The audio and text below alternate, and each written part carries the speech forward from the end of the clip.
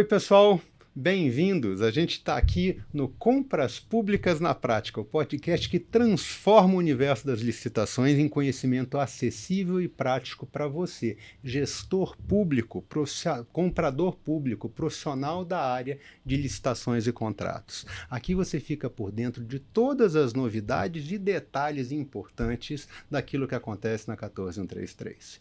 E eu estou aqui hoje com um grande fera, já parceiro do portal há longos anos, Doutor André Vieira. Doutor, antes de passar a palavra, eu queria tomar a liberdade de ler seu currículo, que afinal de contas essas coisas não são muito boas gravadas, né? De cabeça. Vamos lá. Doutor André Vieira é advogado, pós-graduado em Direito Administrativo, ex-funcionário público federal, consultor e professor na área de licitações e contratos. E, além disso, é CEO da empresa Professor Antonieta, cursos e capacitação profissional. Exatamente um conhecimento e uma lida que vem de família, né? Quase que um patrimônio, né? É quase que uma herança aí, né, doutor? Exatamente, Ladeira. Tá. Uma vez colocado, a gente vai falar aqui um pouquinho a respeito de sistema de registro de preço na nova lei de licitações e contratos, né, professor? Vamos lá. Vamos ver o que essa nova lei trouxe, né?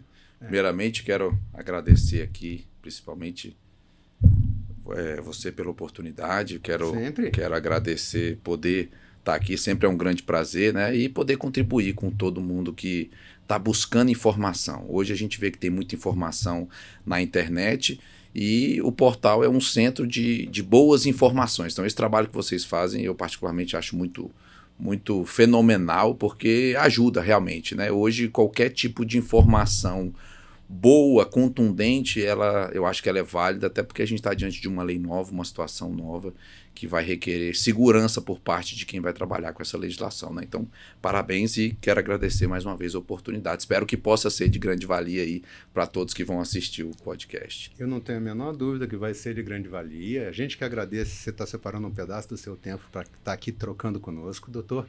E eu queria só fazer um comentário para você entender o tamanho da importância que isso tem. Quanto tempo durou a 8666? 31 anos, uns quebradinhos, por aí, né? E a gente ainda tinha novidade, ainda tinha ponto para debater todo dia. É o que eu costumo falar, a gente tinha uma lei com mais de 30 anos, que ainda não tinha sido decifrada 100%. Imagina uma agora que tem 2 aninhos de existência aí, né? 3 anos aí de existência e de uso mesmo, vamos supor 2024 agora, né? A Vera, né? Então, realmente tem muita coisa para a gente explorar ainda. E também nessa linha da importância do que a gente vai comentar, doutor, vamos lá. Sistema de registro de preço não é novidade, mas sistema de registro de preço mudou. Aí é muito mais difícil a gente ter que desaprender o que sabia fazer para aprender uma coisa nova do que a gente simplesmente aprender uma coisa nova. Então eu entendo que é um tema muito importante para o nosso gestor que está nos ouvindo, para você aí que está do outro lado da tela, no município, querendo saber, poxa, mas tem a mesma coisa. Não é não, a gente vai tentar mostrar exatamente o que mudou para facilitar a vida de vocês. E nessa ótica é um tema super relevante, super importante e entra no detalhe, doutor, exatamente por conta disso, que no geral, e isso me preocupa muito, o gestor público já conhece a ferramenta. E é nessa de achar que sabe que vem o problema. Muitos estão utilizando, no meu ponto de vista, eu vou demonstrar aqui os argumentos, às vezes da maneira equivocada. Muitas vezes a gente utiliza o SRP da maneira equivocada, adesão à ata e etc. Né? Isso dito, doutor, vamos para o que interessa? Vamos lá? Vamos lá. Então, começando pelo geral para depois ir para o específico. Doutor André, você poderia começar a explicar para o nosso público o que é o sistema de registro de preço, como é que ele funciona e quais foram as mudanças mais significativas que ele sofreu na nova lei? Ok, Ladeira, vamos lá. O sistema de registro de preço, a grosso modo, ele é uma forma que a administração pública tem para poder efetivar suas contratações, seja compra de bens, serviços, inclusive alguns tipos de obras agora na 14.133, podemos dizer que é uma novidade também. E o sistema de registro de preço, muita gente confunde ele com modalidade de licitação. Ele não é uma modalidade. Ele pode ser utilizado nas modalidades de pregão, concorrência e, uma das novidades, contratação direta, dispensa e inexigibilidade. Agora, a gente conta com essa possibilidade de utilizar-se das prerrogativas do SRP.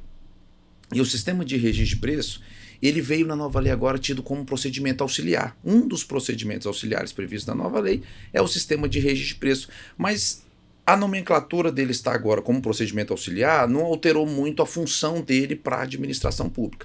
E o registro de preço, o que, que ele é? Ele é uma ferramenta que a administração pública tem para poder ter a sua necessidade melhor atendida, porém, quando ela precisar das prerrogativas que a sistemática traz.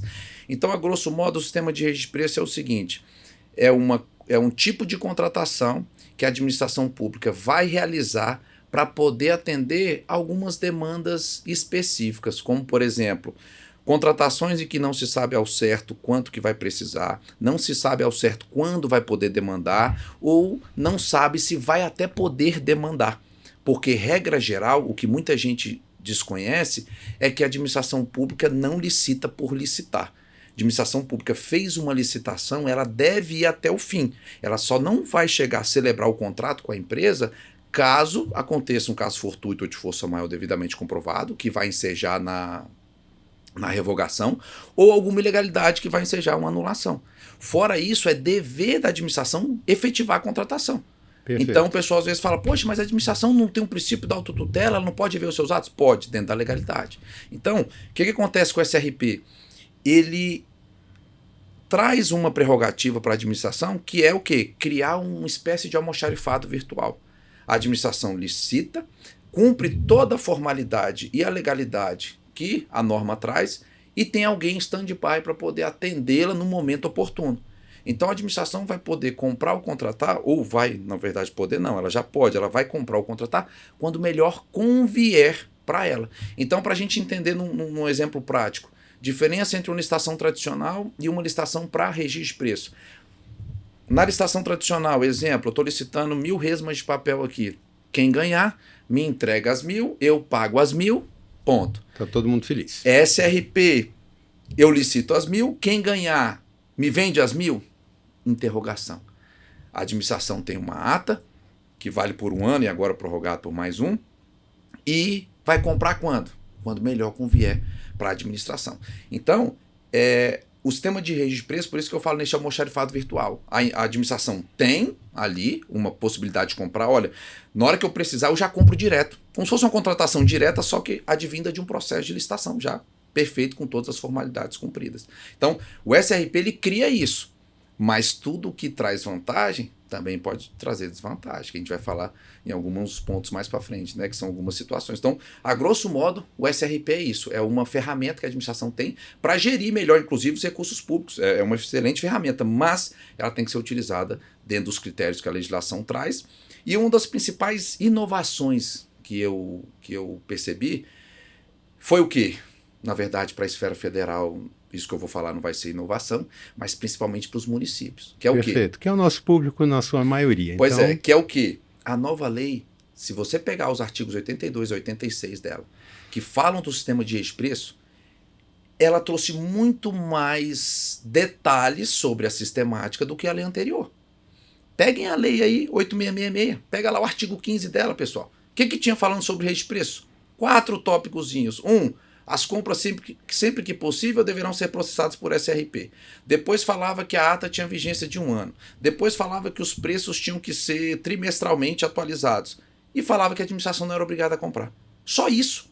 Aí a gente se pergunta, da onde que nasceu aquele tanto de coisa? Carona, por exemplo, nasceu da onde?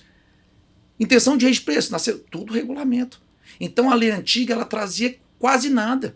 Eu falo, se você comparar o decreto antigo de registro de preço federal, por exemplo, o 7892 ou 3931, que era antes dele, tinha até um outro antes que eu não me recordo agora o número, mas se você pegar, você fala, cara, eles tiraram isso aqui, não tem de onde você falar que tirou.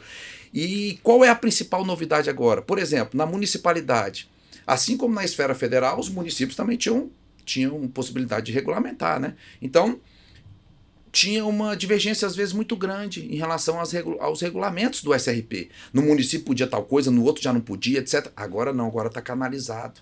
Então, para os municípios, ficou até mais fácil, porque agora, para você criar uma regra específica, você tem que pegar a lei geral.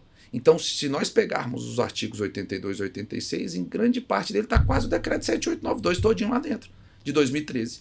As regras de IRP do decreto 7892, cadastro de reserva, a adesão à ata lá, os 50%, o dobro para poder... Tudo isso veio do decreto 7892. Tudo isso já estava na esfera federal. Por isso que eu estou falando. No meu ponto de vista, essa foi uma grande diferença que a gente teve, porque agora os regulamentos vão ficar até mais congruentes, eles vão ficar páreos entre si, para não ter tanta divergência, inclusive para o fornecedor, né? Porque o que eu estou vendo na nova lei? O fornecedor, coitado, ele está numa sinuca de bico. Porque são vários regulamentos que podem ser diferentes, com alguns detalhes diferentes, né? Então, já imaginou? 5.570 municípios, sei lá. 5.569 mais um Distrito Federal. Né? Então, olha aí. Então, imagina cada um podendo regulamentar de um jeito, Flávio. E se tivesse muito amplo, então isso foi bom, porque agora a gente já tem a coluna vertebral está lá, artigo 82 e 86. Você não foge daquilo ali.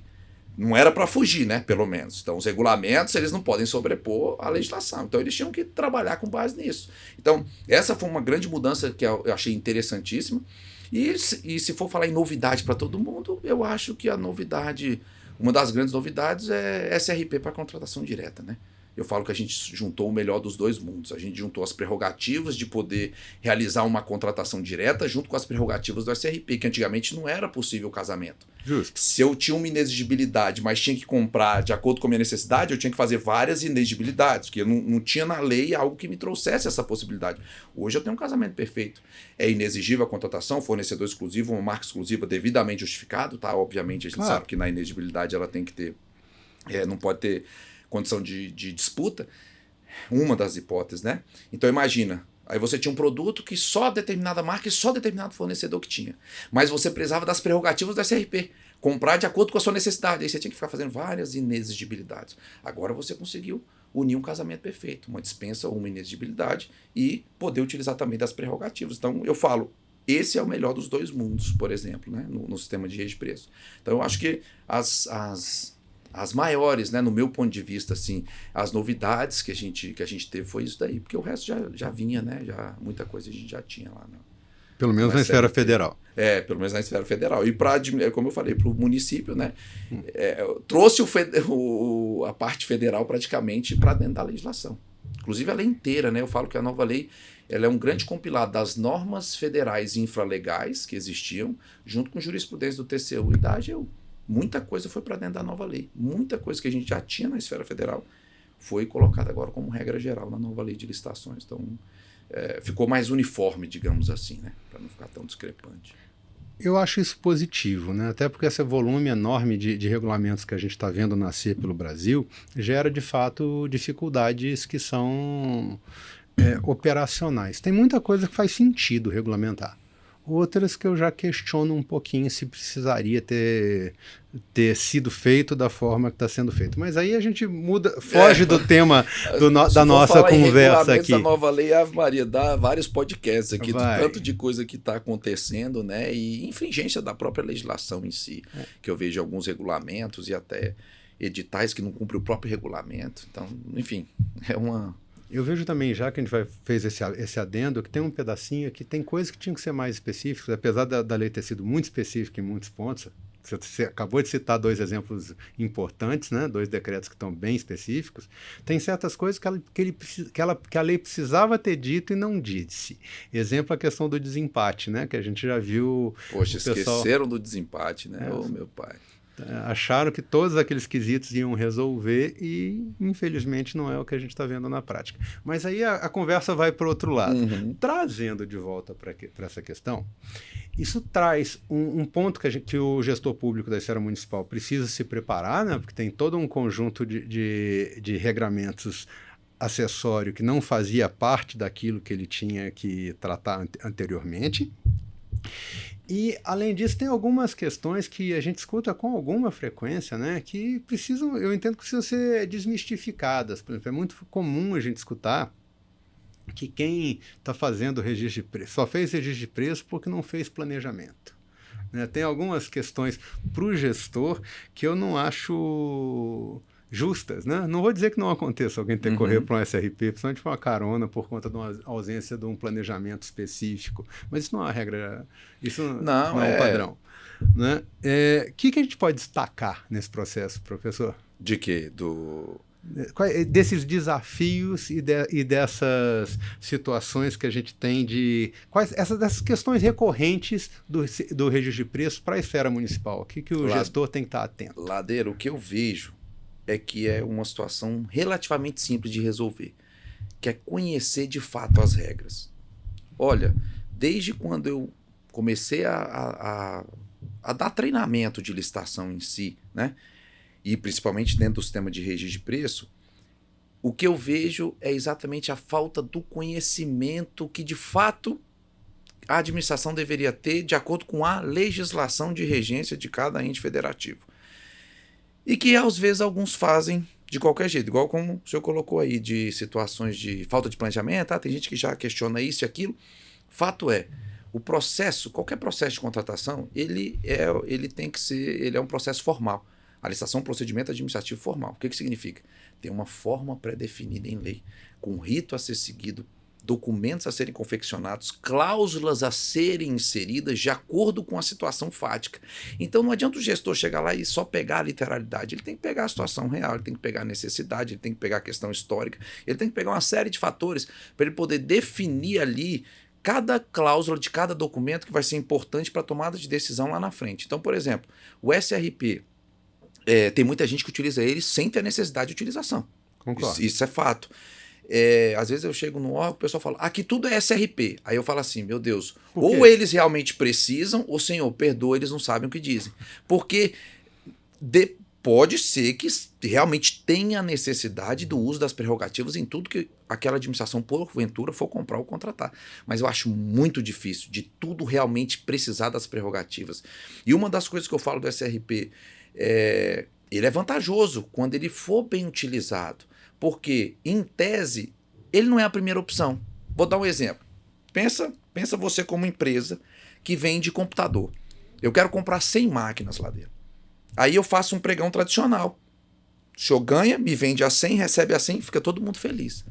Se for um pregão para registro de preço, que o senhor vai celebrar uma ata comigo de 100 computadores, não tem pedido mínimo, não tem periodicidade, não tem garantia de compra. Como é que o senhor começa fazendo sua proposta? Pelo unitário, na entrega individualizada. Vai ficar mais caro. Vai ficar mais caro. Claro. E aí? Você está entendendo por que, às vezes, essa falta de objetividade que o pessoal utiliza no SRP faz com que a gente afronte os princípios e o próprio artigo 11, que fala dos objetivos da contratação. A busca da proposta apta a gerar o resultado mais vantajoso. Então, se você tem uma forma de comprar, que é o pregão tradicional, por exemplo, no caso de computador, ou um pregão para registro, se você for utilizar ele para registro, você tem que justificar que o tradicional não te atenderia. E não simplesmente porque a legislação permite o registro. A legislação é bem clara. Nós vamos utilizar o SRP, a escolha do SRP, quando pertinente. O gestor está esquecendo dessa palavrinha. Nem sempre é pertinente utilizar o SRP, porque ele não vai ser a solução mais vantajosa para a administração. E aí, no caso, quando a gente faz o uso dele de forma leviana, sem a devida justificativa, o Tribunal de Contas da União é cheio de acórdão questionando o gestor exatamente isso. E até, às vezes, aplicando sanção. Eu já vi, porque não utilizou da forma mais vantajosa para poder celebrar aquela contratação. Fez um registro de preço, por exemplo, e comprou tudo de uma vez. Qual é a lógica? Nenhuma. A não ser que não tivesse disponibilidade orçamentária. Aí é a única lógica que daria para poder utilizar isso daí. Entendeu? Justo. Então, mas mesmo assim, num caso desses, o pessoal ainda utiliza de todas as prerrogativas do SRP. No meu ponto de vista, eu acho isso um absurdo. Por quê? Se você precisa só de uma, que é o quê? Não ter disponibilidade orçamentária, vamos supor que você está começando um ano. Governo federal, o orçamento geralmente é aprovado depois do carnaval. Você colocou no seu PCA que você precisa em abril do computador. Você vai começar em março o processo?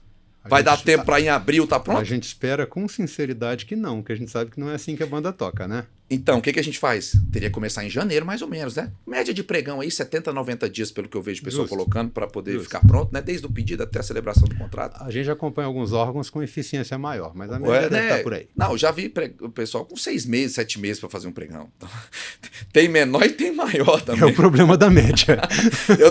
eu tô colocando exatamente por essa... Aí imagina, poxa, o que adiantou eu fazer o PCA, sendo que eu não vou conseguir comprar no momento que eu preciso, que é em abril? Então, aí eu posso utilizar a sistemática. Por quê? Porque o uso de uma das prerrogativas, que é não ser obrigado a comprar, diante disso, a lei me permite não ter disponibilidade orçamentária. A partir do momento que eu não preciso disso, eu licito, deixo acontecer, chegou lá, em março foi aprovado o orçamento, tem dinheiro, pronto, eu empenho em abril e compro. Acabou. Aí eu posso utilizar o SRP para comprar tudo de uma vez. Mas concorda que isso não vai estar nos editais? Não. Concorda? Imagina você como licitante. Se eu coloco que eu quero 100 computadores, vai ser por SRP. Mas quando eu comprar, vai ser tudo de uma vez. Não melhora para você participar? Com certeza. Até o seu preço? Com certeza. O pessoal não faz isso nos editais. Por quê? Eles acham que podem se utilizar de todas as prerrogativas. E, poxa, não é razoável. Pelo menos eu imagino não ser razoável pensar isso, porque acaba atrapalhando a própria consecução da proposta mais vantajosa. E você acaba... acabando com a disputa entre os licitantes. A justa competição, a igualdade de condições é um dos objetivos da legislação, o inciso 2 do artigo 11. Ele também coloca isso como um dos objetivos, a justa competição e a igualdade de condições entre os licitantes. Você sabia que a gente tem número disso, que essa ausência de detalhe é responsável, inclusive, por diversos processos desertos em estruturas de menor porte? Por quê? Porque, vamos lá, não está escrito, né? Para pegar o seu mesmo exemplo dos 100 computadores, tá? Eu já vi coisa muito pior. Eu já vi serviço gráfico onde o pedido, a unidade era talão e não tinha pedido mínimo. E ficou absolutamente deserto. Quem vai ser louco para vender um talão daqui? Um talão de alguma coisa. Então, isso gera desafios, né? Exato. Então, a gente tem diversos casos, citei só um exemplo aí, mas se você acrescenta pedido mínimo, tá, e deixa dá alguma expectativa, tá, você já melhora o cenário. Você não precisa dizer, eu vou comprar 20%, um mínimo de 20% desse estoque de 100 computadores. Mas você pode dizer que toda vez que for pedir, você vai pedir 3. Ou seja, ele já sabe quantas vezes no máximo ele vai entregar, né? Porque se o pedido é de 3 em 3, ele divide 100 por 3, vai dar 34 vezes eu vou entregar no máximo. No máximo isso aqui. Em algum momento ele vai ter que pedir 4, senão vai sobrar 1, né? Entendeu? Então, quanto mais informação, e são informações simples. Sim. E é que eu vejo que o pessoal, eu falo, o que está acontecendo com o registro de preço, há muito tempo, não só com a nova lei, no meu ponto de vista, é desumano com o licitante. Porque o licitante que conhece, ele não participa de um registro de preço desse. E uma outra falha que eu vejo quando acontece isso, a administração pública está pecando no objeto. Quer ver uma coisa que eu vejo que parece bobeira, mas que o pessoal não sabe? É definir o objeto da licitação. Nem o próprio licitante, ele não sabe o que é o objeto. Exemplo, se eu estou numa licitação para vender 100 máquinas, tá? O meu objeto são 100 máquinas? Não. Meu objeto são 100 máquinas, aí depende, é SRP ou é tradicional, se vai ser de uma vez. Local de entrega, prazo de entrega, prazo de recebimento definitivo, prazo de pagamento, sanção. Tudo isso influencia. Pergunta para qualquer fornecedor. Claro. Tudo isso influencia. Aí como é que a administração pública faz a pesquisa? Sem esses detalhes todos. Aí às vezes o preço fica abaixo do estimado, ninguém consegue chegar, a licitação fica fracassada ou nem participa ou fica deserta porque o valor já estava baixo. Então eu costumo falar assim, quando a licitação ficou deserta ou fracassada, para não falar 100%, que 100% é só a morte, Sim. Mas no meu ponto de vista, 95% das vezes a culpa é da administração. Errou em algum lugar. Possível. Ou no objeto. Por quê? O objeto, como eu estou falando, não é só objeto. Prazo de entrega, local de entrega, quantidade, igual o senhor colocou aí, o talão. Será que existe no mercado uma empresa que vai querer te vender um talão? Ou se te vender, o talão custa, sei lá, R$5, mas para te vender um é 50. Porque eu vou ter que te vender e te entregar. Exato. Uma vez aqui em Brasília mesmo, o órgão fez um SRP de material de construção. Eu ri do rapaz lá, ele falou assim, rapaz, a gente teve que pedir um joelho de cano pro fornecedor e ele teve que entregar. O negócio custa, sei lá, R$5, R$4 e pouco. Ele teve que entregar. Custou mais caro entregar do que o joelho. Entendeu? Mas ele caiu de gaiato no navio. Esse licitante, ou ele não teria participado, ou... Aí eu pergunto, será que esse objeto, um joelho de cano, vendido para a administração, ele existe no mercado? Porque o registro de preço sem pedido mínimo é exatamente isso que você falou. Como fornecedor, você teria que fazer a proposta com valor unitário. Isso. Sem máquinas é diferente. E eu uso o exemplo do computador porque eu vejo que na economia de escala ele faz muita diferença. Uma vez eu perguntei em sala de aula para um fornecedor da Dell, quanto custa com uma máquina sua aí de laptop que vende para administração? A resposta tem que ser depende. Aí ele falou, olha, uns 7 mil, eu achei até meio... Eu falei, caramba, 7 mil reais? Tá. Aí eu falei, tá, e numa escala aí, por exemplo, se o pedido for de 100? Ele, não, poxa, de 100 cai para 4.900. São 30% de diferença. Mas em 100.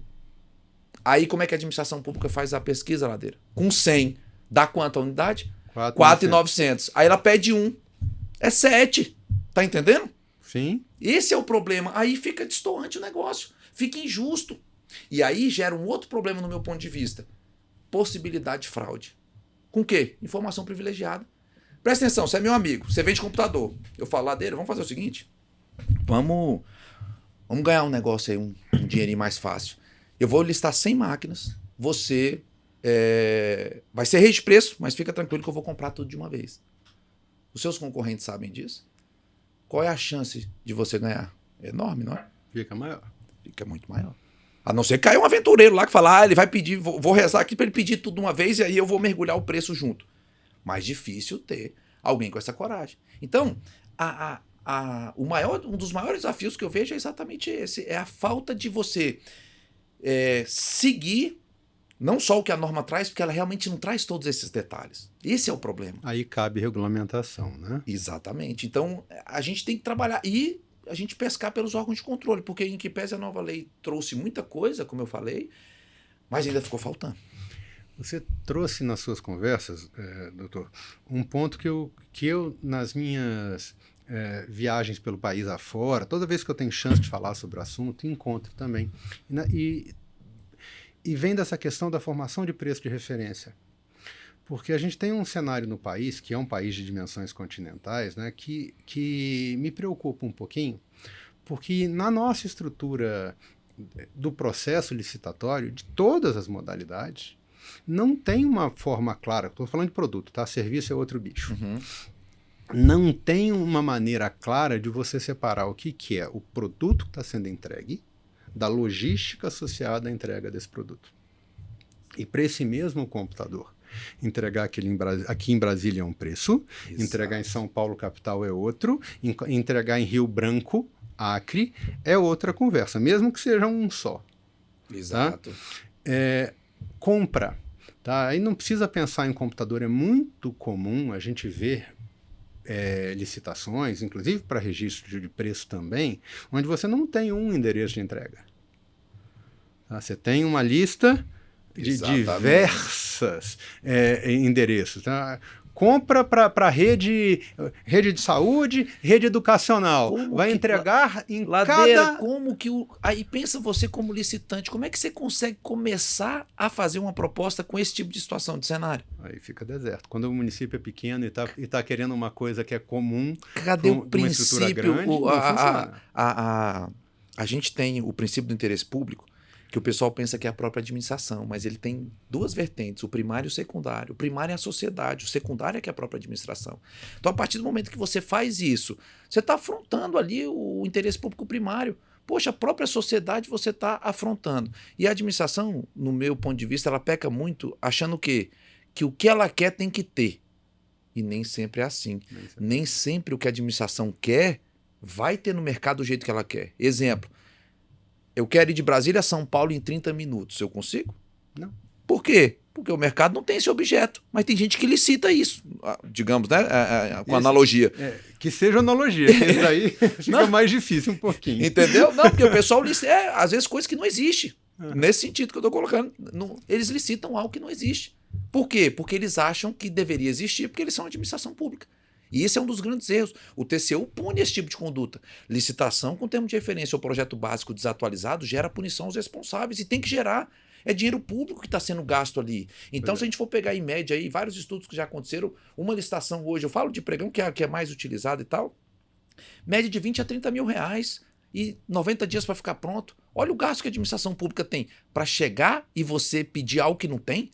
Poxa, seria o básico. Aí, graças a Deus, a nova lei trouxe fase interna mais robusta, ETP, gestão de risco, etc. A gente consegue levantar o mercado. Que deveria fazer, né? Se o pessoal seguir de fato. Aí sim você vai descobrir o que de fato existe, o que não existe, o que vai te atender, como vai te atender, para você poder escolher a melhor solução. Mas realmente a administração, não, no meu ponto de vista, na maioria das vezes, ela não. Quando acontecem esses erros, é porque não teve motivação, pressuposto de fato e de direito. Não seguiu o que a norma está dizendo. Seguiu a cabeça do gestor. Eu quero isso. Aí, então licita isso. Mas será que tem?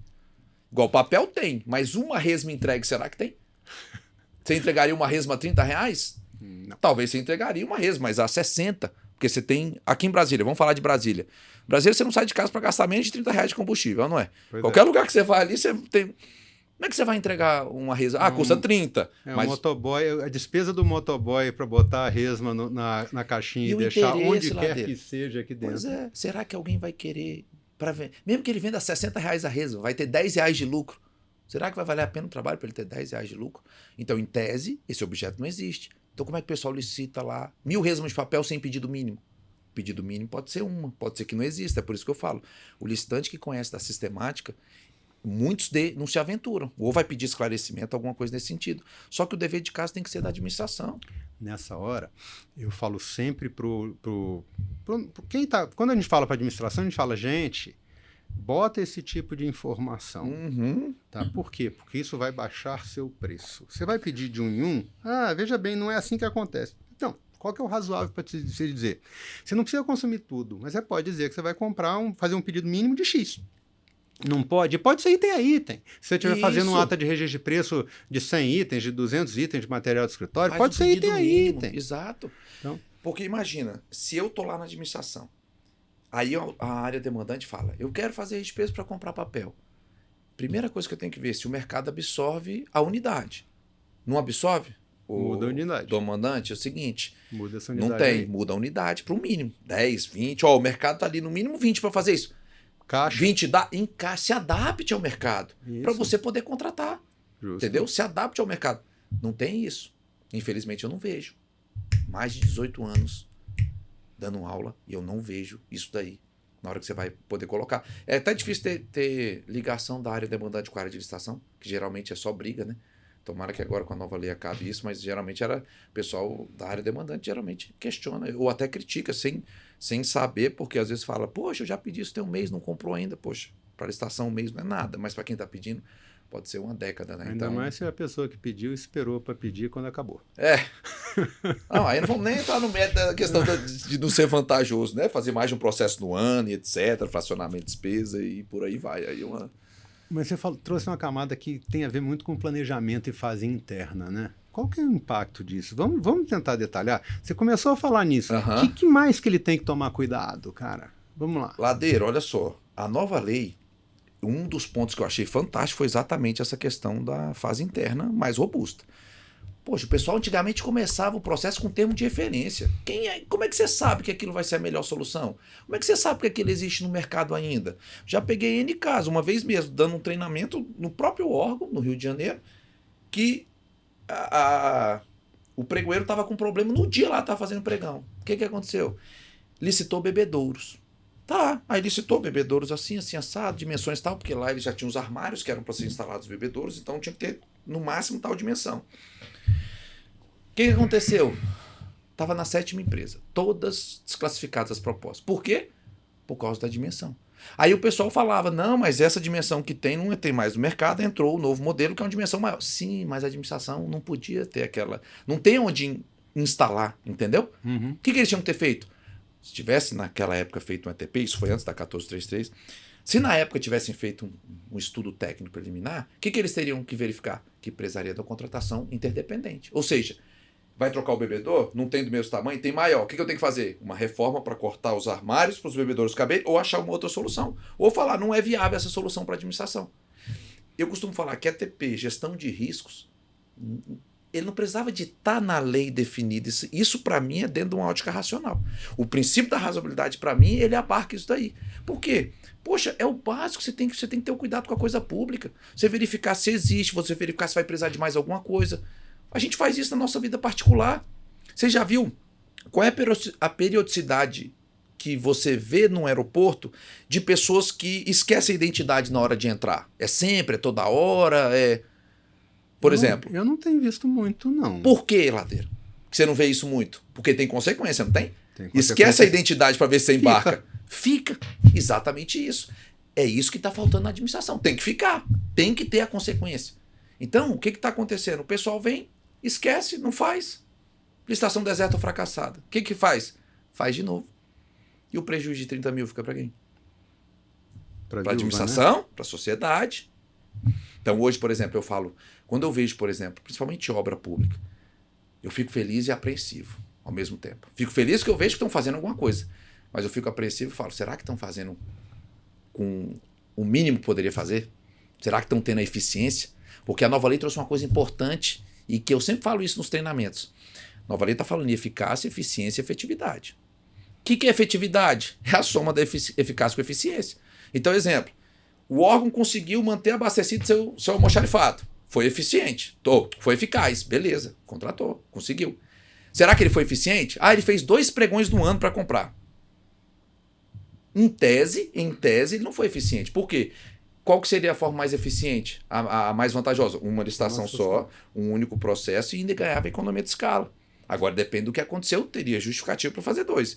Se foi só falta de planejamento, acabei de comprar, vem um setor e fala, eu também quero. Já aconteceu na época que eu trabalhava no Ministério. Você acabava de comprar, o pessoal, eu também quero. Por quê? Não tinha esse planejamento macro. Então agora a gente tem plano de contratação anual, fantástico. Apesar da norma falar que quando elaborado, dá a entender de que poderá ser elaborado ou não, poxa. Para mim é poder-dever. Exatamente. Diante dos benefícios que ele traz lá, os objetivos, eu falo o seguinte, gente, está na lei dizendo poderá ou preferencial, leia-se como um obrigatoriamente disfarçado. Porque você só vai deixar de fazer aquilo se você demonstrar que não fazer é melhor do que fazer. Então você pega o PCA que diz lá que os objetivos dele é o quê? Trabalhar com planejamento estratégico, subsidiar a elaboração da lei orçamentária e agora eu não me recordo o outro terceiro lá. Poxa, então demonstra que não fazer ele é melhor do que fazer. Se você tiver a solução mais vantajosa, isso a gente chama de ato discricionário. Eu tenho um ato vinculado, a legislação só traz uma conduta, não tenho o que fazer. Mas quando eu estou diante de um ato discricionário, o que eu tenho? O chamado, aí não é a motivação do ato, é o móvel do ato administrativo que a gente chama. Ou seja, a justificativa para você fazer aquilo que é mais vantajoso. Então, se você pega e está diante de um ato discricionário, eu posso fazer um PCA ou não fazer. Aí você vai na sua pessoalidade dizer eu não vou fazer porque a lei está dizendo que eu posso não fazer? Não. Demonstra que não fazer é mais vantajoso do que fazer. Aí sim, você não faz. Chega lá no ano, vai executar o orçamento, acontece 2 pregões porque não fez o planejamento. Qual vai ser a justificativa do gestor para o auditor externo? Aí eu chamo da teoria chicoreana. Você conhece a teoria chicoreana? Não. Já assistiu o filme O Alto da Compadecida, o Chicó? Já, o Chicó. Nossa. Eu não sei, só sei que foi assim. Aí, eu falo exatamente isso. Eu não sei, só sei que foi assim. Ele vai ter justificativa, Ladeira? Não tem. Não tem. Ele não vai tem. Acabar Quer dizer, justificativa ele tem, ele não vai ter motivação. É o que as pessoas confundem também. A motivação é uma coisa, justificativa é outra. Motivação você tem guarida legal para a prática do ato. Explica, mas não justifica. Exatamente, entendeu? Então, são essas coisas que a gente vê que está faltando exatamente o pessoal se aprofundar, pegar os detalhes, porque a fase interna, planejamento PCA, ETP, estudo técnico preliminar, que vem falar, ele vai diagnosticar o seu problema, e não só uma solução, mas a melhor solução. Olha que maravilha, que documento. Para mim o ETP, eu sei que tem gente que acha que é só protelatório e tal, mas para mim o ETP ele não é um documento, ele é o documento.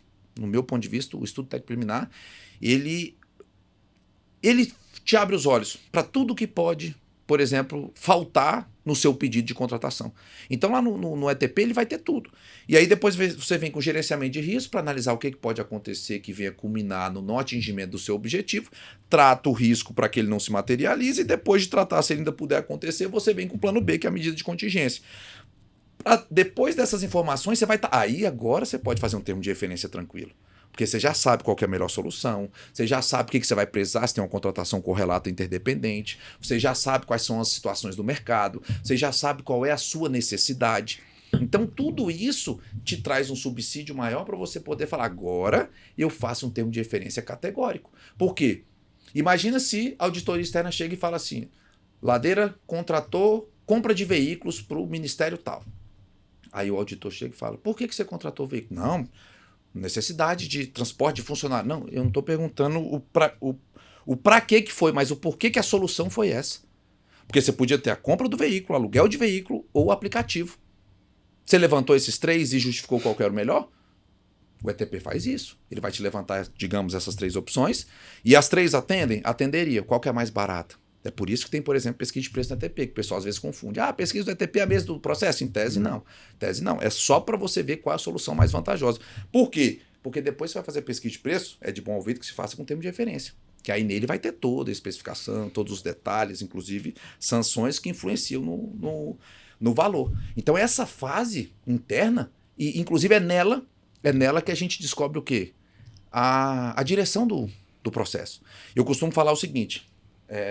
Eu ia chegar nesse ponto. Você Pode falar. Você vai apontar agora o que o gestor vai ver nessa fase para poder dizer, isso aqui é um registro de preço. Exatamente. Ou a modalidade específica. Eu costumo falar, a gente tem várias portas. Vou colocar grosso modo rapidinho aqui. Claro. Imagina que o gestor quer comprar um produto ou contratar um serviço. Aí vamos pegar o panorama geral. O que a gente tem? Modalidade de licitação. Quais são? Pregão, concorrência, diálogo competitivo, concurso e leilão. Beleza. Okay. Tá lá, 5. O que mais que eu posso fazer? Vamos colocar, não vou colocar todos os itens da dispensa, mas as mais utilizadas. Dispensa por valor, dispensa emergencial. Então tem um 7. Inexigibilidade, 8. Licitação para SRP ou adesão à ata. Vamos colocar, a gente tem a grosso modo essas 10 possibilidades aqui. Credenciamento, 11, né? Vamos colocar aqui, enfim... Então você tem 11... Manifestação de interesse. Mas aí é outra coisa, aí já não é a forma de comprar, né? Isso, daí já não seria a forma para poder executar a compra, que é a manifestação de interesse, né? Uhum. Então vamos lá. Aí você tem 11 portas. O que acontece? O que o gestor tinha que fazer, o agente público? Ele não pode abrir uma maçaneta, transitar por uma, bater lá na frente e falar, tá errado. Por quê? Porque ele não motivou na hora de abrir aquela porta. Então, faltou a motivação do ato administrativo na hora que ele abriu aquela porta. Então, exemplo, se eu quero material de expediente, o que eu já tenho que saber? Peraí, bem comum. Bem comum é o quê? Regra pregão ou vou contratar direto. Então, o que eu já fecho a porta? Da concorrência, diálogo competitivo, concurso, leilão. Okay. Aí é a importância do ETP. O produto existe no mercado mais de um que vende? Existe. Então, sai inexigibilidade. Então, a gente já fechou 5 portas. Só com base no geral. Então, já fechei 5 portas. Tá, que mais? Aí agora vamos afunilar. Vamos afunilar. Bom, é pregão, é bem comum, ou aí a gente tem pregão tradicional, dispensa emergencial, dispensa por valor, adesão à ata, credenciamento e sistema de rede de preço, né? Então tá, o credenciamento não seria, porque o credenciamento seria para a gente poder pegar a maior quantidade possível de fornecedores, o que não seria necessariamente o caso nesse sentido. Então a gente já fechou 6 portas, tô com 5 abertas ainda, né? Me ajuda lá. Pregão tradicional, pregão para rede de preço, dispensa, inexigibilidade e adesão à ata. 5 portas. Inexigibilidade você já tinha cortado. Inexigibilidade cortei, sim. Então 4 portas. Perfeito. Então vamos lá. E agora? Vai depender da necessidade. Você sabe a quantidade? Você tem dinheiro para comprar? Tem onde estocar? Então ou você faz um pregão tradicional ou você pode ir para uma adesão à ata se achar uma que te atenda em gênero, número e grau. Aí eu já fecho o pregão para o sistema de registro de preço, por exemplo. Ou então eu falo, não, eu não sei a quantidade que eu vou necessitar de fato. Então aí eu já posso justificar e fazer a contratação, escolha pela sistemática do SRP. Entendeu? Então, para bem de consumo dessa natureza vai ser difícil, né? Vamos combinar que você tem um consumo médio histórico aí para levantar. Não, pois mas eu digo... situação que eu entendo, mas tudo bem. Sim, porque às vezes é porque também o órgão pode não ter onde estocar, etc, entendeu? Justo. Então, tem essas questões, apesar de que eu também entendo, igual você está falando aí que ele tem um histórico, ele tem, etc. Ele pode fazer um pregão tradicional com entrega parcelada. Isso. É melhor, eu acho melhor, porque para o licitante é melhor, para todo que ele já sabe, poxa, você tem uma Você vai vender 1.000, mas você vai me entregar 800 por mês aí. Pronto, entendeu?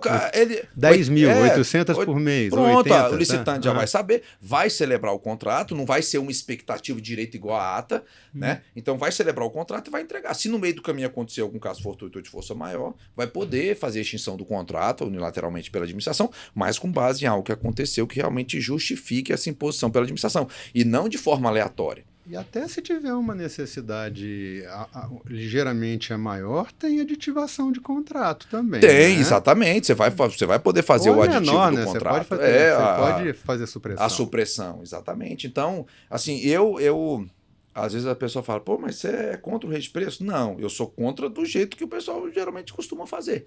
E realmente aí não traz toda a vantajosidade que a sistemática pode trazer para a administração. Tem alguns objetos que naturalmente são registro de preço, né? Tudo aquilo que você tem que estar preparado para fazer, mas não pode garantir que vai ter que fazer, tem que estar num registro de preço, né? Tem esse cenário. Manutenção de veículo, por exemplo. Você tem frota, você vai ter lá. Você não sabe, né, quantas vezes vai utilizar, não o que sabe que se vai fundir utilizar. motor, se vai ter que trocar ou se não vai ter que trocar pastilha de freio, se vai aquelas vai ter lanternagem, não vai ter. Quando e nem quanto vai precisar, Isso. que é uma das hipóteses da utilização do Isso. SRP, né? Uhum. Da pertinência de utilizar a sistemática. Aí entra numa outra seara, Ladeira, é a fragilidade do SRP. A ata do registro de preço, eu falo, assim, o registro de preço é uma ótima ferramenta de gestão, mas a ata dele é muito frágil, é um cristal. Eu chamo o registro de preço de cristal. Porque vários fatores extrínsecos podem fazer com que a administração não consiga comprar na ata. Então, casos corriqueiros, o mercado, oscilação de mercado, a própria empresa que às vezes desiste, que não pode, né? Quer dizer, poder pode, não deve, né? Mas pode. Poder pode até matar, infelizmente. Você não deve, né? Senão você vai ter consequência. É igual a empresa, ela não pode. Já imaginou, você faz um registro de preço. E olha que ele é trabalhoso. O pessoal pensa, o registro de preço é uma licitação tradicional, normal? Depende. Se você fizer sozinho, ela vai se assemelhar bastante a um processo, o rito de uma licitação tradicional. Mas você difícil vai fazer sozinho. Você tem hoje RP, intenção de registro de preço, vai ter que convidar os outros para participarem. Então, quando você convida e alguém aceita, seu trabalho aumenta consideravelmente. Depois que você tem a ata, você também tem um trabalho maior para gestão dessa ata. Eu sempre falo, você vai licitar por SRP, entenda, é bom, mas saiba que você vai trabalhar para você e para os outros. Se você tiver condição de fazer isso, ok. Se você não tiver, pensa duas vezes aí, ou justifica, não faz um IRP, não permite adesão à ata e etc. Faz só para te atender de fato ali a sua real necessidade. Porque você vai ter um trabalho mais árduo. E eu já vi casos do órgão gerenciador fazer o SRP, ter órgão participante, os participantes comprarem e na hora que ele foi comprar deu problema com a empresa, ele não conseguiu comprar. Ou seja, ele fez para todo mundo, gerenciou todo mundo comprou, menos ele. Na hora que ele foi comprar, deu um problema lá com a empresa e ela desistiu da ata. Então isso aí acontece. Infelizmente, às vezes é frustrante. E aí é o que eu sempre falo, a gente tem que tomar cuidados, né? Ter precauções para a gente não deixar isso aí acontecer. Esse tipo de situação da fragilidade da ata impactar na administração. Porque ao mesmo tempo que a gente precisa, igual você está falando, tem coisa que é só por SRP realmente. E aí é frustrante você chegar e falar, poxa, eu fiz um processo de tantos meses, está tudo certinho, tudo ok, chamei, fiz RP, eu gerenciei tudo.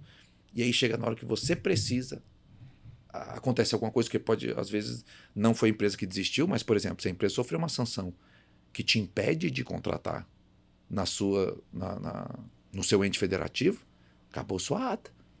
Por quê? Porque a ata não é contrato. Se fosse um contrato, podia ser declarado idôneo. Seu contrato ia até o final dele. Ia até o final. Não podia prorrogar, porque até onde tiver contrato novo. Mas a ata? Já era, não. Olha a fragilidade. Você ainda tem que rezar para o seu fornecedor ser bonzinho. Porque se ele for um mau fornecedor, o que pode acontecer com ele? Ser punido e ele vai afetar quem? Você. Mesmo que na época ele não tivesse nada que não tivesse nada, estava tudo perfeitinho. Então tá entendendo? São situações que a gente tem que... Aí o que eu falo? Como é que a gente sai disso? Gestão de riscos, prevendo esse tipo de situação, podendo colocar sanções mais abrangentes em relação a isso, porque o prejuízo pode ser grande, não pode? Já imaginou um evento? Você vai fazer um evento, tá pronto para fazer o evento lá e dá um problema desse na ata, se o evento não acontece, um evento num órgão grande, por exemplo. tem como. A ferramenta do cadastro de reserva ela é importante nessas horas também, né? Exatamente. Só que eu falo, o cadastro de reserva Se a ata é frágil, o cadastro é mais frágil. é o step do step. Eu falo, eu como fornecedor, eu não queria ser reserva a não ser que eu tivesse uma empresa muito grande e que já tivesse estoque. Aí tudo bem, é uma chance de talvez eu poder vender, porque aquela lá que talvez esteja lá como ganhadora não vai atender. Mas fora isso, você fica numa responsabilidade ali que... E na hora que aconteceu alguma coisa com a ata, vem você, e se você não estiver preparado, aí começa a ter todo aquele entrave. Então, tem o cadastro, seria bom para isso, se funcionasse da maneira correta, as empresas conseguissem fazer de fato. Inclusive, isso é uma das divergências que a gente tem em regulamento e da lei, porque a lei fala dessa questão do cadastro de reserva, que poderão ser colocados como anexo na ata os participantes que aceitarem fazer pelo preço do primeiro colocado. Então, em tese, o cadastro de reserva tinha que fazer pelo preço do primeiro, aceitar e falar, eu estou no cadastro de reserva, como era antigamente o decreto 7892. Aí veio o decreto 11462 agora, e colocou o quê? Permitiu, na esfera federal, né, ele permitiu que, se não fizessem pelo preço do primeiro, que fizesse pelo seu próprio preço. Entendeu? Então, ou seja, ele já está ultrapassando ali a legislação, e tudo bem, se estiver dentro do estimado, ele poderia fazer, mas ele não obriga quem está no cadastro de reserva de fato a atender a administração. Então, de certa forma, fica frágil, entendeu? Fica frágil, vai depender das circunstâncias que... Porque concorda que se o primeiro não quer, é porque não está bom? Certamente. Quem vai querer o resto? Quem vai querer aquilo que alguém já dispensou? Entendeu? É difícil. Nas condições alguém querer aquilo que alguém dispensou, na condição que esse alguém dispensou, realmente exatamente, tem um desafio, né? Mas tudo bem, o cadastro de reserva é para isso. Então, essa fragilidade, o que eu falo? Coloca na gestão de risco, preveja no edital, no termo de referência, na ata, sanções condizentes com o prejuízo que vocês vão ter, porque dependendo pode ser um prejuízo grande, pode colocar uma sanção mais severa. E uma outra dica que eu dou também na sessão pública, uma coisa que é pouco e vale muito, Ladeira, sabe o que é? Informações do pregoeiro ou do agente de contratação por licitante. Colocar lá, olha, bom dia, boa tarde, né, senhores licitantes, ou se for presencial, falar mesmo, ó, informo os senhores que é uma licitação para SRP, a administração não tem pedido mínimo, não é obrigado a comprar. Então, às vezes, quando você fala isso, o licitante do outro lado, eita, como assim? Não sei se você já viu, mas tem licitante que não sabe a diferença de uma licitação tradicional para uma para SRP. Todo dia. E aí ele pega e fala, uai, a empresa ganha. Ela, beleza, vou vender 100 máquinas. Aí na hora que você liga lá, pede uma ou duas, ele falou, mas você não vai comprar tudo, não? Não, você não viu lá que é registro de preço? Eu posso comprar parceladamente, de acordo com a minha necessidade. Todo dia. Não é de vez em quando, pois não. Pois olha aí, ó, tá vendo? Aí ele chega assim e fala assim, Nadeiro, uai, mas peraí, desse jeito eu não vou dar conta, você vai quebrar a minha empresa. Aí joga com o emocional, né? Aí você tem duas escolhas. Ou aceita a minha choradeira aqui e compra tudo. Pouco provável. Muito pouco provável. Você me perde a ata. E aí você fala, cara, vou perder a ata, vou ter que fazer outra contratação. Se não tiver tempo hábil, vou ter que partir para uma dispensa emergencial. Aí você começa a conjecturar o cenário para você finalizar aquela contratação do seu objetivo. Então fica mais complicado. Então tem gente que se rende. Eu vi inclusive um caso que a administração se rendeu, ficou com dó. Sabe o que aconteceu? O que fez?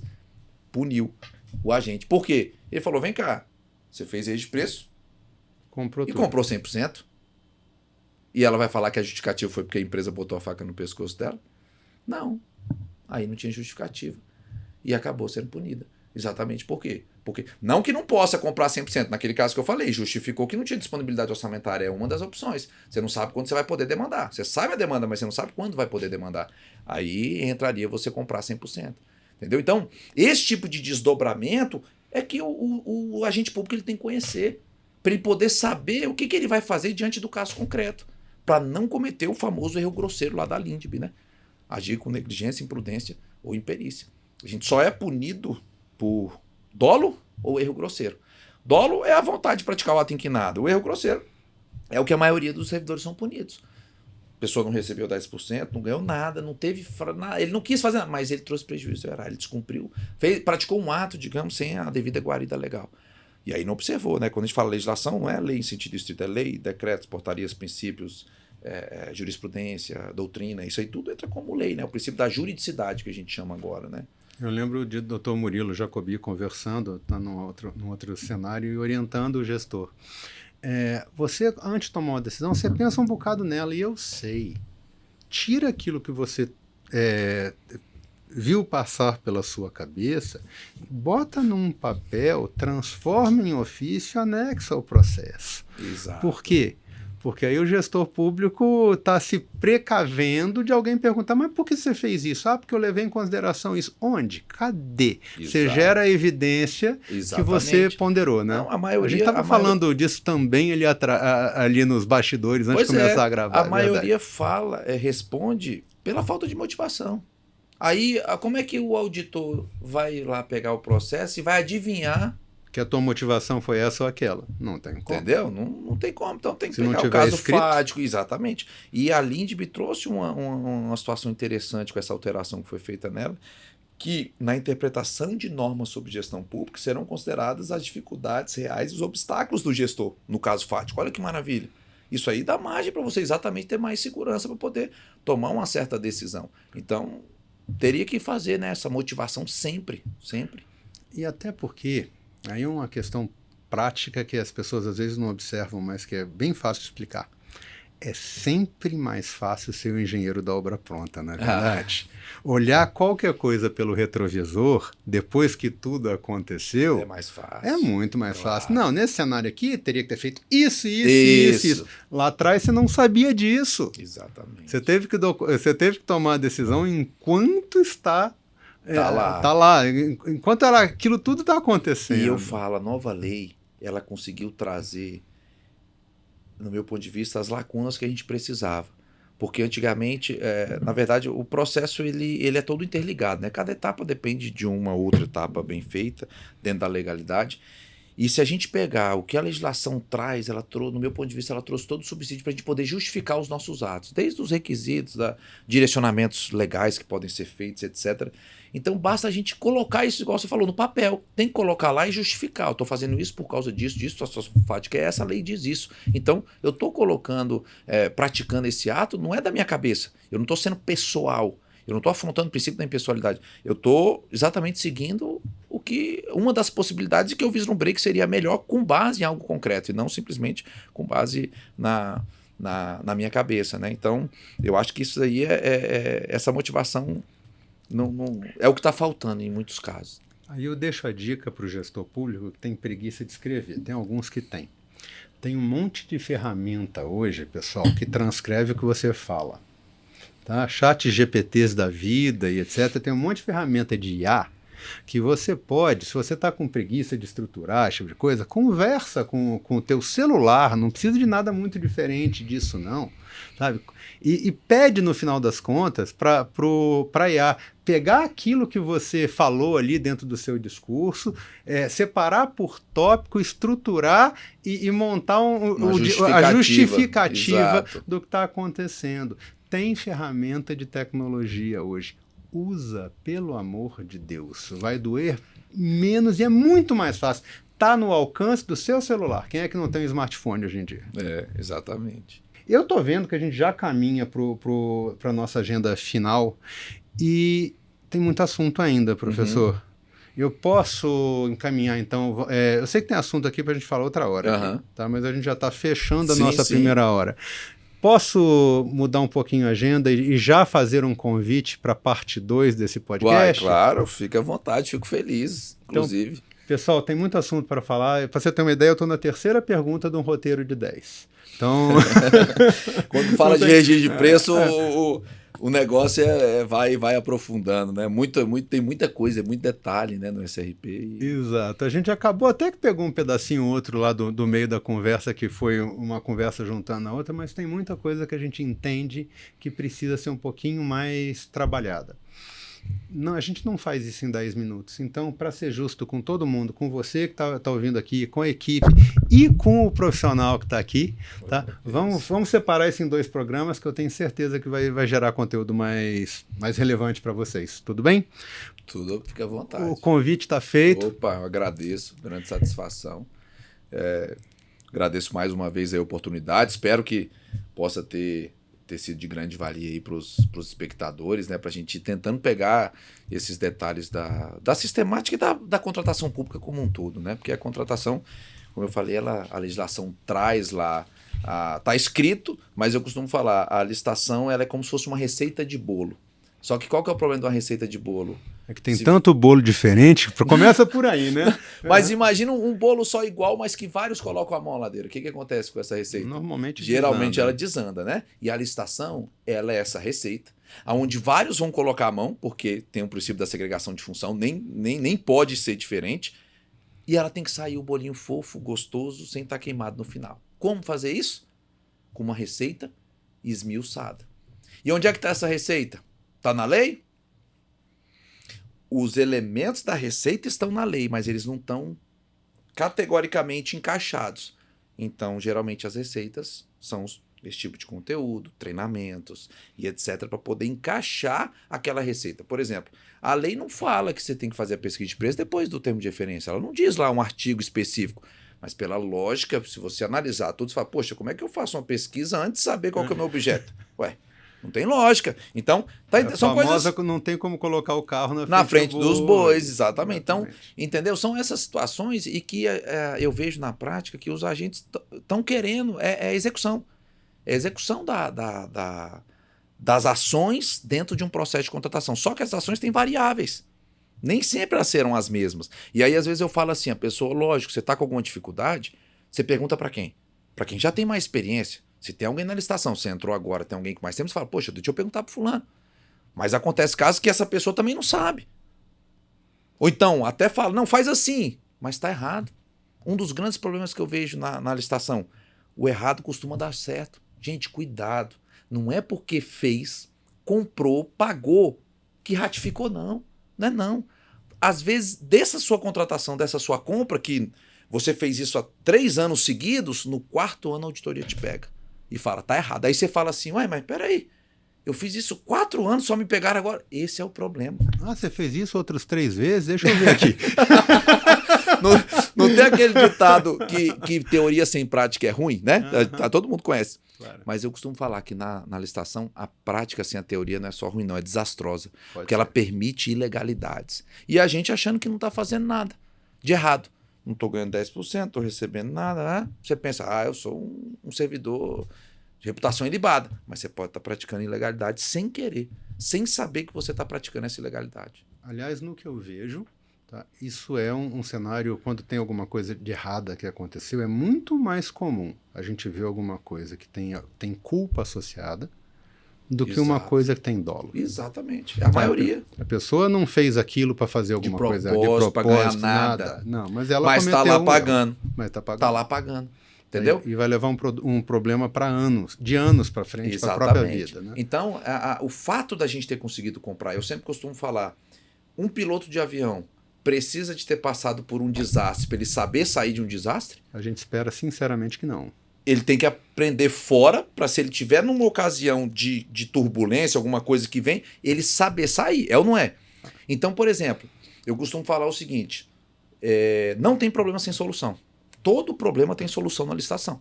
Agora, tem problema que a gente já se colocou nele de forma ilegal. Você sai dele também, tem solução? Tem, mas você pode sair um pouquinho machucado. Perfeito. Agora, você consegue não entrar num problema, resolver o problema sem cometer ilegalidade, se você já souber as regras. Então, por exemplo, eu não tenho que ter passado por uma situação para saber sair dela. É isso, gestor, que a gente tem que saber. Você não tem que já ter experimentado uma situação para falar a solução é essa. Se você conhecer a regra, você sabe a solução. Então, dependendo da situação fática, o que você conhecendo, o que a legislação traz, você consegue. Nunca passei por isso. Eu sou 20 anos pregoeiro. Nunca passei por isso. Na hora que você passar, você sabe sair. Então, às vezes, aquele que está entrando agora com um mês, se ele estiver bem capacitado, ele fala, isso aqui dá para sair. E às vezes o de 20 anos pode não ter, se ele não tiver o conhecimento da regra, né? A regra é fundamental. E nesse momento que a regra está mudando, né, e a gente começou a falar nisso no começo, e eu vou aproveitar aqui para no finalzinho dar uma reforçada para isso, é que o portal tem essa preocupação nesse processo de capacitação e de geração de conteúdo de relevância. Não é só em live, não é só em podcast, tá? É também com um treinamento efetivo, né? A gente tem não só os treinamentos que estão disponíveis no portal de compras públicas online disponíveis, para qualquer um, tanto comprador quanto fornecedor, a qualquer tempo e qualquer hora, como a gente tem os nossos eventos presenciais também, o Conexão Portal na Prática, que são eventos normalmente de um dia, ou ocasionalmente de 2, que são itinerantes, acontecem pelo Brasil afora, e onde a gente faz de forma presencial um treinamento, normalmente com temática específica, né? Porque não tem como treinar uma 14133 inteira num dia ou em 2 só. Não, impossível. Né? Mas a gente consegue, numa temática específica, aprofundar bem uma questão para levar aquilo que é direito do servidor público, que está explícito na lei, que é a questão da capacitação, né? De demandar a capacitação. Exatamente. E numa questão mais hands-on mesmo, né? Mais vamos fazer juntos. Isso. Porque o bom mesmo, professor, no meu entender, é quando você consegue somar o embasamento teórico do porquê que você está fazendo aqui, né? Com a execução. Para a pessoa ver aquilo que está escrito e entender o que faz com aquilo que está escrito. Exatamente. Essa dobradinha é matadora. Tá? Então, você, gestor, se ainda não participou, se já participou e tem tempo, tem assuntos que estão em aberto, aciona o portal de compras públicas, faz essa demanda, entre em contato com a gente. A nossa central de atendimento vai registrar esse pedido, vai encaminhar isso para o nosso pessoal, para a nossa equipe de eventos, e isso vai acabar se transformando numa agenda presencial na sua região. Tá? Foram mais de 1.000 municípios impactados por esse processo ao longo desse ano. É um esforço bizarro. Se precisar lá, pode contar comigo, viu? Fica ciente disso. Tá? E olha só, parece um número expressivo, né? Ainda assim, não dá nem 20% em relação à quantidade total, né? Exatamente. Tem muita coisa para fazer. Eu fico muito feliz com o que a gente já fez, professor, mas eu vejo o que a gente já fez e penso, nossa senhora, tem muita coisa para fazer. Tá? E a gente vai junto, contando com o professor, contando com o nosso time interno e com a administração também, que vira e mexe esses eventos, são parcerias. Aí é uma associação de municípios, é um consórcio, é uma prefeitura que tem uma estrutura maior, porque quando a gente junta esforço e faz isso de forma gratuita para todo mundo, exatamente, tá? A gente consegue levar um conteúdo importante e uma formação necessária de uma forma mais acessível para quem precisa. E o que é fundamental, né, Lander? É fundamental. Conhecer para poder executar é fundamental. O problema é quando executa sem conhecer. Aí, igual eu falo, o pessoal fala às vezes, quando a gente fala em licitação, tem gente que morre de medo, né? Ou então tem gente que nem gosta. Às vezes você está conversando com alguém, aí você fala assim, você conheceu uma pessoa, amigo de um amigo seu num lugar, você trabalha, às vezes é servidor público, você trabalha onde? Trabalha em tal lugar. E qual a área? Licitação, pessoal. Vixe, chega a virar a cara, né? Quando fala licitação, já tem aquela carga. Mas por quê? Porque a gente só escuta falar mal, infelizmente, né? Em jornal, internet, televisão. O pessoal fala que licitação é isso, que é aquilo, que é desvio de dinheiro. Ninguém fala da realidade da licitação, que ela impacta a vida de todo o cidadão. Se tem alguma coisa que impacta a vida de todo mundo, não só servidor, não só... Porque tudo influencia, entendeu? Se a população soubesse o quão importante é a licitação, eu garanto que a gente ia ter muitos fiscais da sociedade. Eu não tenho a menor dúvida fiscais. Porque realmente... Ainda mais que a gente sabe que é exceção da exceção a que dá errado, né? Aqui acontece uma coisa que não está... Sim, que seria de propósito, né? Exatamente. Até, pega o número do portal. A gente tem entre 450 e 500 licitações todos os dias. São mais de 11.000 itens únicos de disputa na média todos os dias dentro do portal, sejam lotes ou sejam itens isolados. Tá? Você anualiza isso, é uma multidão, sabe? Literalmente é muita coisa. Tá? E você, graças a Deus, encontra problema numa fração que deve estar lá na terceira ou na quarta casa decimal só. Sabe? É um pedacinho que a gente vê problema. Mas, infelizmente, essa é uma estrutura da comunicação, né? Qual é que vai parar no jornal? Não é aquela compra... que deu órgão certo, tal que comprou papel e material de escritório com tranquilidade e eficiência. Isso não vira notícia.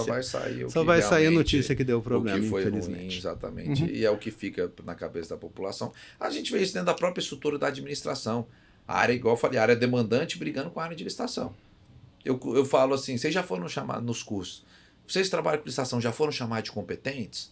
Aí eles falam, não sei o que. Eu falei, se não foram chamados, saibam que vão ser ou já foram chamados por trás. Mas não ligam não, porque quem chama a gente competente é porque geralmente não sabe como é que se faz a contratação pública. Perfeito. Então eles questionam, 1 mês para isso, você não comprou ainda? Poxa, 1 mês processo, é um embrião, tá no terceiro mês de gravidez, aí se fosse uma gravidez, se você pegar 1 mês num processo de pregão, entendeu? Então, cabe também a sociedade e os servidores também conhecerem. É por isso que é importante também, você falando da capacitação, de preferência quando o órgão leva várias pessoas para uma capacitação dessa, não por pode exemplo. ser um só. Porque um andorinho vai fazer verão. Perfeito. E aí, às vezes, quantas vezes já deve ter acontecido com você que está assistindo aqui, tá num curso, fala, era fulano que tinha que estar aqui.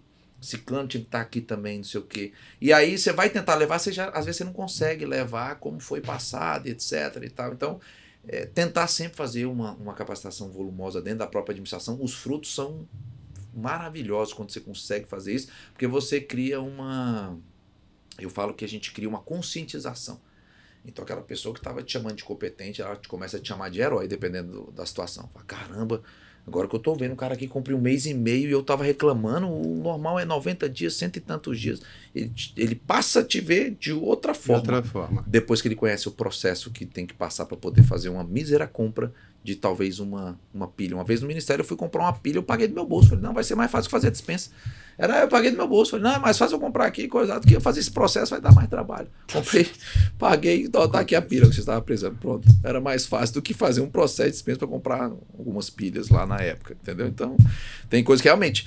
Tem a burocracia, não tem como... Agora a gente não pode entender na verdade, ele tem essa formalidade. Não é uma burocracia. E aí tem gente que atravessa, pula o corguinho, né? Já quer só focar na burocracia. Não, ele tem um rito lá, que é uma formalidade. A gente não pode confundir essa formalidade com excesso aí. E aí que ela vira uma burocracia, né? O abuso não exclui o uso, né, professor? Exatamente. Bem, foi ótimo papo, mais uma vez... Professor André Vieira, doutor professor André Vieira, aqui conosco, pessoal, naquilo que é o primeiro pedaço do tema Sistema de Registro de Preço na nova Lei de Licitações e Contratos. Muito obrigado, professor. Eu que agradeço. E aguardo o senhor aqui para uma próxima live para complementar o nosso podcast. Se Deus quiser, estamos à disposição. Um abraço, fiquem com Deus, todo mundo. Tchau. Valeu, pessoal.